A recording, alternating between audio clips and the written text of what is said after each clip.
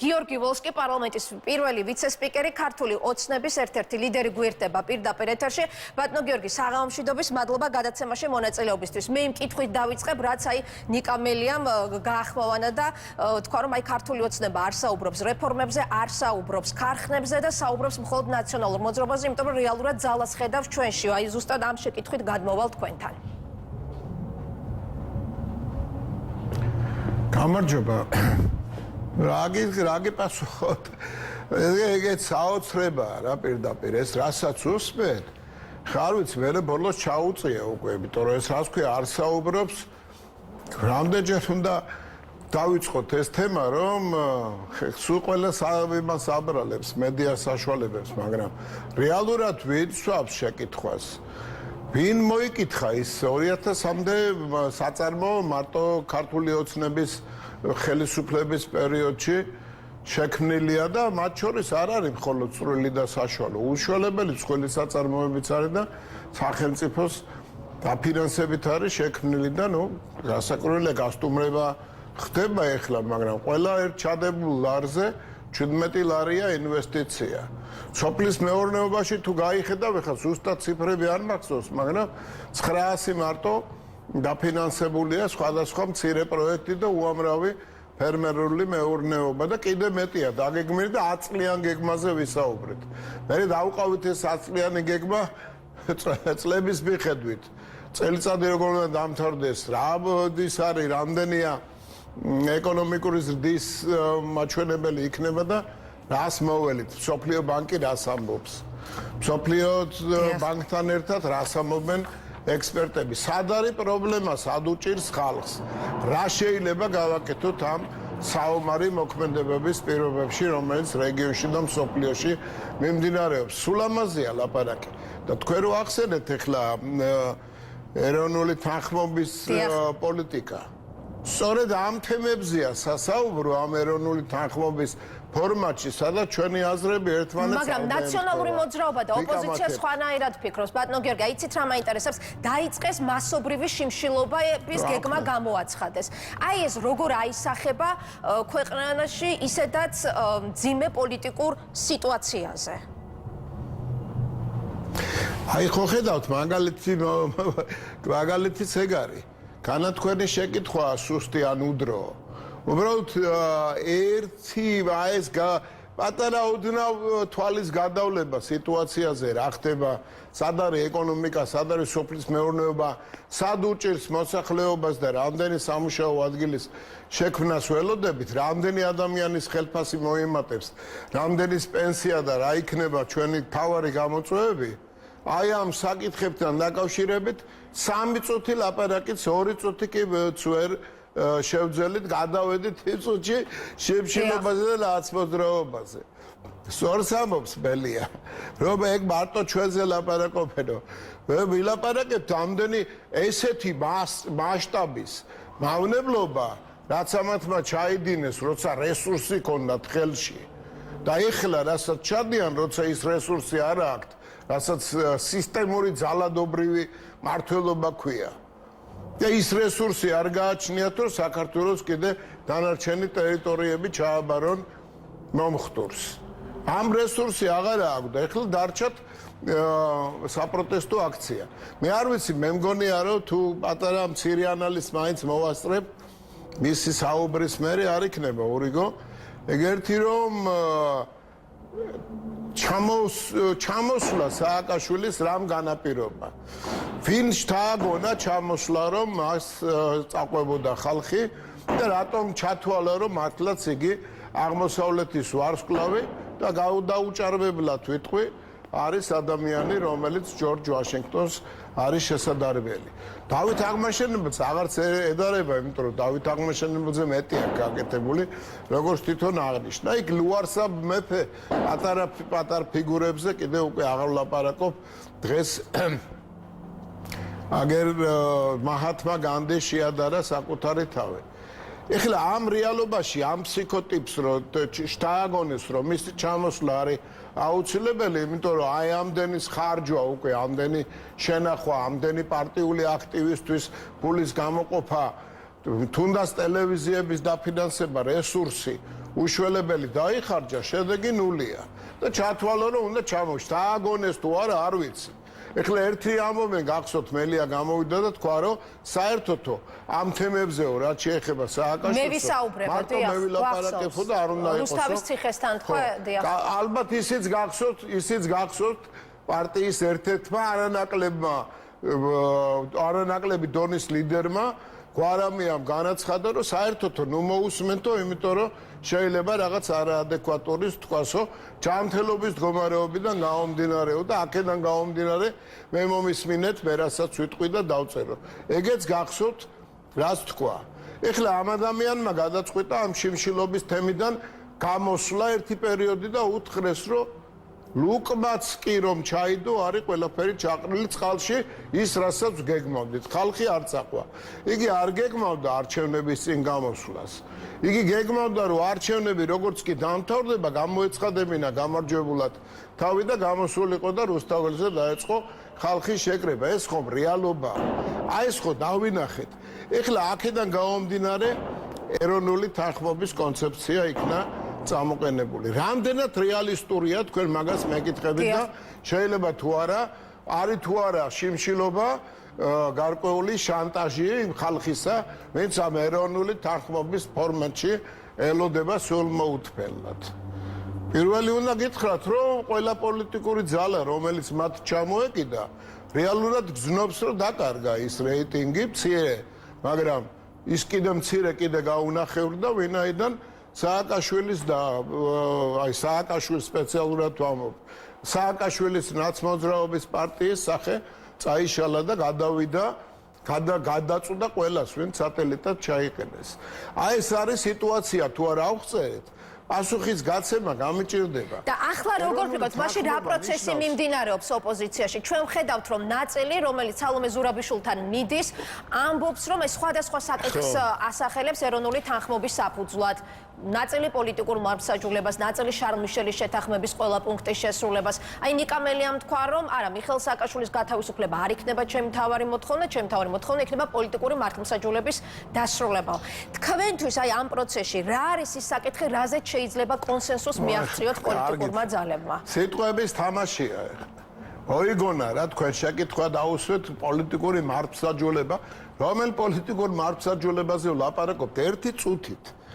დაფიქრდით იმ ხალხზე ვისთვისაც ეს თემა არის დახურული იმიტომ რომ რომელ პოლიტიკურ მართლმსაჯულებაზეა ლაპარაკი როდესაც ადამიანები ცოცხალი დღეს ბევრი ცოცხალია ბევრი მკვდარია აი ესეთი საშინელებები მოხდა და ის რაც სასამართლო ბრალი წაუყენა ეს არის მინიმუმი იმასთან შედარებით რაც გააკეთა მათ შორის არა მარტო ნაწამებზე ვლაპარაკობ იმ ხალხზეც ვლაპარაკობ, რომელიც ამ წამების მექანიზმად გადააქცია და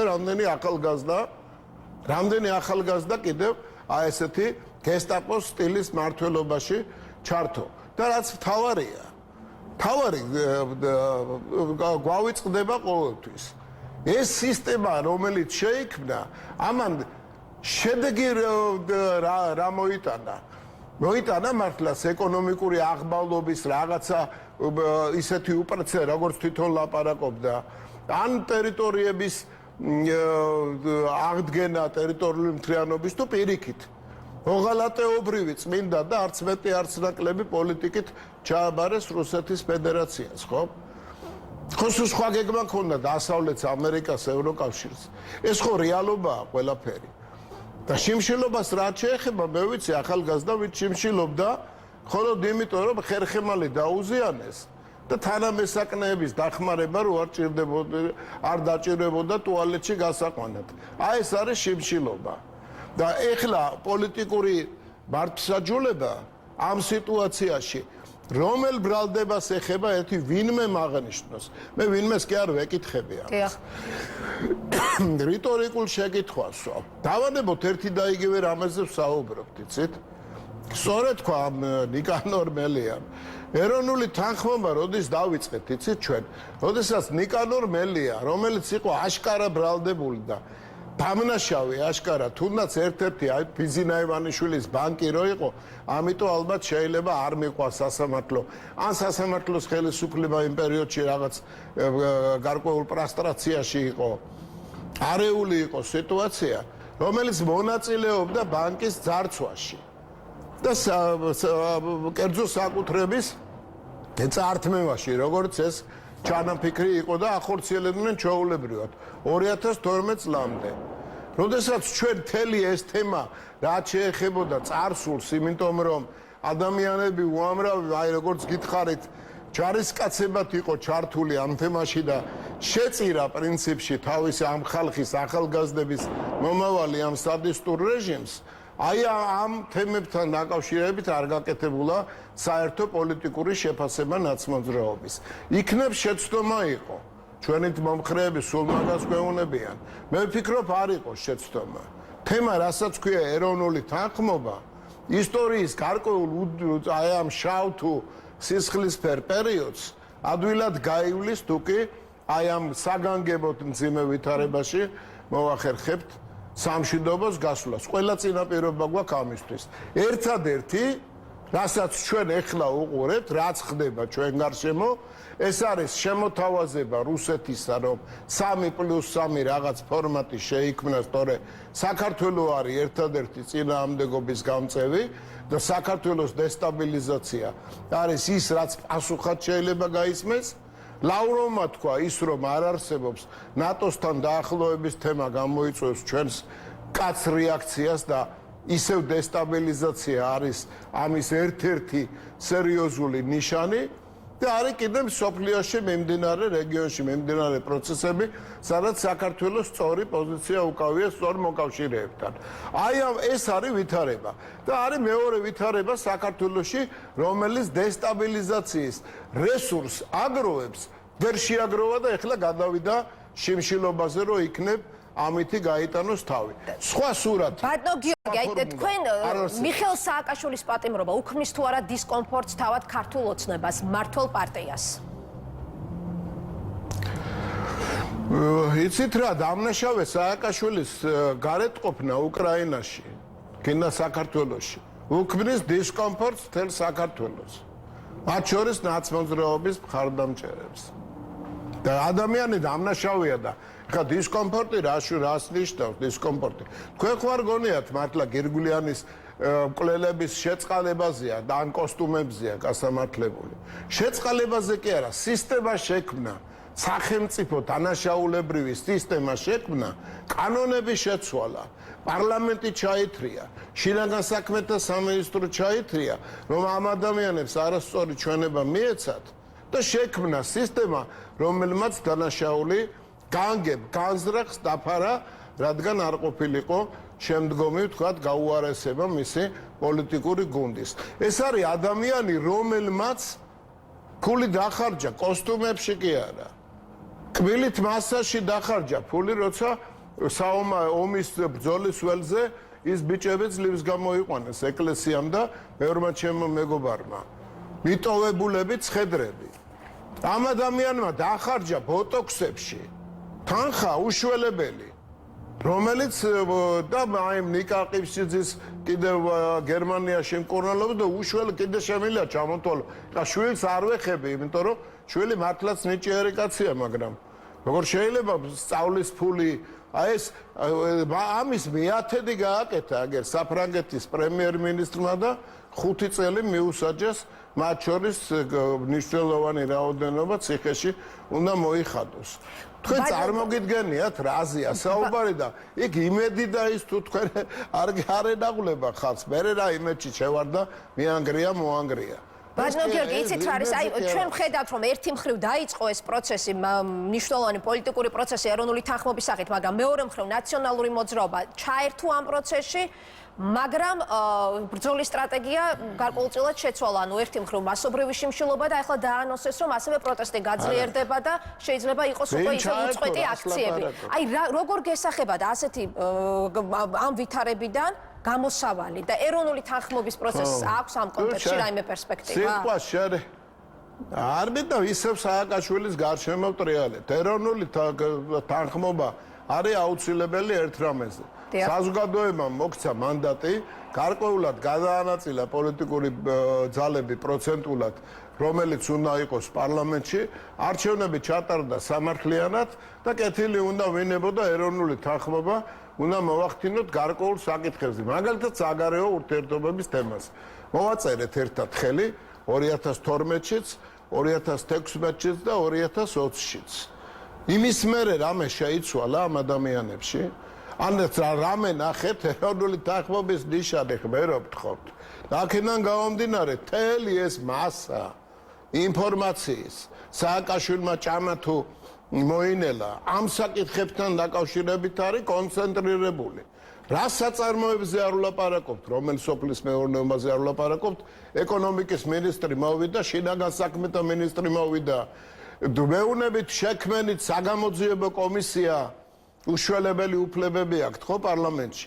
ეს ადამიანები სპეციალურად არაკეთებენ ამას. საბოტაჟის რეჟიმი არის ის რეჟიმი, რომელიც არა თუ ეროვნულ თანხმობას გულისხმობს, არამედ ყველაფრის შეჩერებას, რომ იქნებ ლარის კურს დავარტყათ, იქნებ ინვესტიცია არ შემოვიდეს, იქნებ მოხდეს დესტაბილიზაცია ისეთი, რომელიც პასუხობს რეგიონში ოკუპანტის ინტერესებს. აი ეს არის ამის იქით, ვინმე თუ დაახასიათებს სიტუაციას როგორმე სხვანაირად, აი მაშინ ხაბოდის მოვიხდი რაღაც ბავშვური ნათქვამია, მაგრამ რა შერიგებაზე ვინ თქვა, საერთოდ ვინ ახსენა ეგ სიტყვა? ეროვნული თანხმობა არის ერთადერთი მიზნით. შევასრულოთ საზოგადოების შეკვეთა და ვიმუშაოთ. ბატონო გიორგი, სალომე ზურაბიშვილ სანამ ამ იდეას გაახმოვანებდა ეროვნული თანხმობის პროცესის დაწყების შესახებ, თქვენთან ჰქონდა კომუნიკაცია მართლ პარტიასთან? არა, არ ქონია ამ თემასთან დაკავშირებით.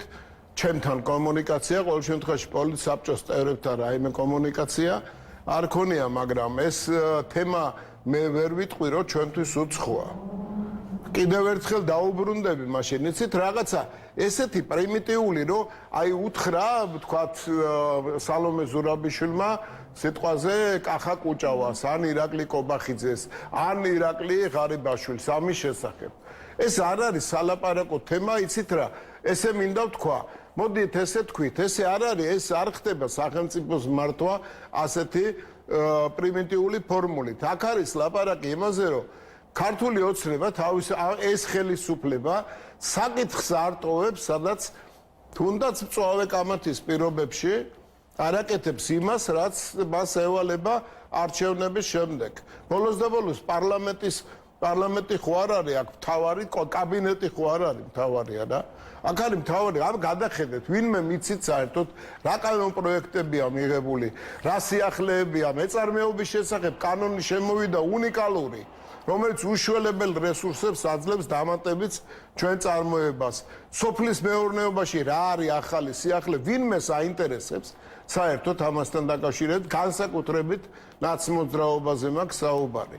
ეს არის პოლიტიკური ძალა, რომელიც პოლიტიკური ძალა უпроსტოდ ყოფილი, რომელიც გარდაიქმნა დესტრუქციულ ძალად, რომელსაც უნდა კიდევ რაც შეიძლება მეტი ბატონო გიორგი, იცით აი ბოლო შეკითხვებისკენ წავალ, ეროვნული თანხმობის პროცესში პოლიტიკური ძალები ხშირად აყენებენ, ასევე ახსენებენ რეფორმებსაც და მათ შორის განსაკუთრებული აქცენტი კეთდება სასამართლო რეფორმაზე. სხვათა შორის 9 დეკემბრის წერილი, რომელიც მათ მისწერეს ევროკავშირის ხელმძღვანელებს, იქ გუშინ ჟოზეფ ბორელის საპასუხო წერილი მოვიდა, სადაც წერია, რომ განსაკუთრებული აქცენტი ასევე მართლმსაჯულების რეფორმაზეა გაკეთებული და ამბობენ კიდეც, რომ თქვათ, პირობითობის მექანიზმის გამოყენება დახმარებების დროს, რა თქმა უნდა, დამოკიდებული იქნება იმაზე, თუ როგორ შეასრულებს საქართველოს რა ხარისხით რეფორმებს. აი ზუსტად სასამართლო რეფორმაზე მინდა გკითხოთ, იმიტომ რომ ამაზე მუდმივად ისმის პრეტენზიები არა მხოლოდ ოპოზიციის მხრიდან, არამედ შენიშვნები აქვს საერთაშორისო პარტნიორებსაც. იანვრიდან ირაკლი კობახიძემ თქვა, რომ ეს სამუშაო ჯგუფი დაიწყებს ამ მიმართულებით მუშაობას. რა წინადადებებზე შეიძლება იყოს აი ამ რეფორმის დროს მსჯელობა და განსხვავება? აი მსჯელობთ, აი ახლა კიდე ხვალაც გვექნება ამ თემაზე საუბარი. ედის იცით რაშია საქმე. ისევ ზედაპირზე გადავიარეთ ამ საკითხს. ეს თემა სასამართლოს რეფორმის თემა იმ კუთხით კი არ აინტერესებს ვინმეს და მათ შორის მედიას რა დიდი ბოდიში. იმ კუთხით რომ შინაარსობრივად რაშია დავა. იმ კუთხით აინტერესებს რომ ნაცმოძრაობმა მიწერა წერილი, იქიდან მოვიდა ეს წერილი, ის გვაკრიტიკებს ჩვენ და რას გვაკრიტიკებს, რატომ გვაკრიტიკებს, ან ღარიბაშვილმა რა პრემიერ-მინისტრმა რა თქვა ახლა. არის ეროვნული ინტერესები, რომელიც უკავშირდებოდა სასამართლოს განთავისუფლებას ამ წნეხისაგან. განთავისუფლდა და სასამართლო, ჩვენი სასამართლო, საერთოდ რა სამართლის მართლმსაჯულების რეიტინგი ამერიკული ის არის ორგანიზაცია, ვინც ამ რეიტინგებს ყოველ წელიწადს აჯამებს. არის მოწინავეთა შორის. უსწრებს ევროკავშირის არაერთ ქვეყანას და რეგიონში ხო საერთოდ პირველ ადგილზეა. ეს გავაკეთეთ, ჩამოვაყალიბეთ. ეხლა მივიდა საქმე არჩევნებამდე. დიდი ბოდიში ამ თემაზე რომ გადამყავს, მაგრამ ისევ არ მინდა ნიკანორ მელიასის დავიმსახურო, შენიშვნა რომ სხვა თემაზე არ ლაპარაკობთ. არის საკითხი არჩევნების. ჩვენ თქვით და შევთანხმდით.